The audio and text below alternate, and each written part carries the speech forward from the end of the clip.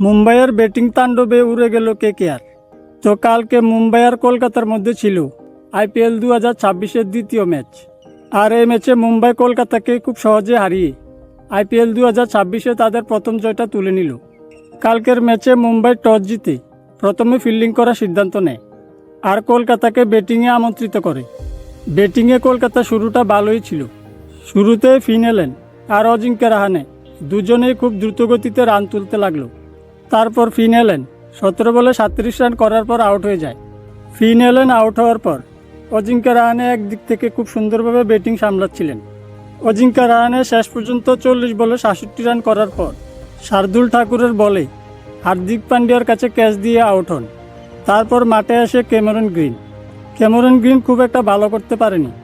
10 বলে মাত্র 18 রান করার পর ক্যামেরন গ্রিনও আউট হয়ে যান। তারপর মাঠে আসেন অঙ্কৃশ রঘুবংশী। 29 বলে 51 রানের দারুণ একটা ইনিংস খেলেছেন। শেষের দিকে রিঙ্কু সিং এসে 21 বলে 33 রানের একটা দারুণ নক খেলেছেন, যার জন্য কলকাতা 20 ওভার শেষে 220 রান করতে পেরেছে। মুম্বাইয়ের থেকে সবচেয়ে ভালো বল করেছেন শার্দুল ঠাকুর, যে নিয়েছে 3টি উইকেট। এই 3টি উইকেটের মধ্যে ছিল ফিন এলেন, ক্যামেরন গ্রিন আর অজিঙ্ক্য রাহানে। 221 রানের টার্গেট নিয়ে মুম্বাই যখন ব্যাটিং করতে আসে তখন শুরুতে রোহিত শর্মা আর রিয়ান রিকেলটন দুজনেই খুব আক্রমণাত্মক ব্যাটিং শুরু করে।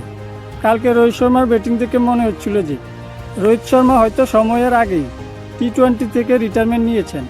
কালকের ম্যাচে রোহিত শর্মা 38 বলে 78 রানের একটা বিধ্বংসী ইনিংস খেলেন। তার সাথে রিয়ান রিকেলটন 43 বলে 81 রানের একটা বিধ্বংসী ইনিংস খেলেন। আর এই দুজনের বিধ্বংসী ব্যাটিংয়ের কারণেই এই ম্যাচটা কলকাতার হাত থেকে খুব সহজেই বেরিয়ে গেল। তবে কালকের ম্যাচ দেখে এটা বলা যাবে না যে কোনো টিম খারাপ খেলেছে। কালকের ম্যাচে মুম্বাই যেমন ভালো খেলেছে, ঠিক তেমনই কলকাতাও খুব ভালো খেলেছে। আসল সমস্যা হয়তো কলকাতার বোলিং লাইনআপে, কারণ কলকাতার বোলিং লাইনআপটা যদি আরও একটু ভালো হতো তাহলে মুম্বাই হয়তো এত সহজে জিততে পারতো না। বর্তমানে কলকাতার প্রধান সমস্যা হলো তাদের বোলিং লাইনআপ। একদিকে যেমন হর্ষিত রানাকে চোটের কারণে বাইরে থাকতে হয়েছে, অন্যদিকে মাতিসা পতিরানাও কলকাতার টিমে নেই, যার কারণে কলকাতার বোলাররা কিছুতে রান আটকাতে পারছিল না। কালকের ম্যাচে মুম্বাই জিতেছে, যার কারণে আগামী ম্যাচগুলোতে মুম্বাইয়ের মনোবল অনেকটা বেশি থাকবে। আর কলকাতাও চেষ্টা করবে আগামী ম্যাচগুলোতে যেন আরও শক্তিশালী হয়ে ফিরতে পারে। তো কালকের ম্যাচ কে কে দেখেছ? আর কালকের ম্যাচে কোন টিমের পারফরমেন্স তোমাদের কাছে সবচেয়ে ভালো লেগেছে? এই বিষয়ে তোমাদের মতামত কমেন্টে অবশ্যই জানাও। আর তোমরা যদি কেকেআর ফ্যান হয়ে থাকো তাহলে কমেন্টে আমি কেকেআর অবশ্যই লিখে যাবে।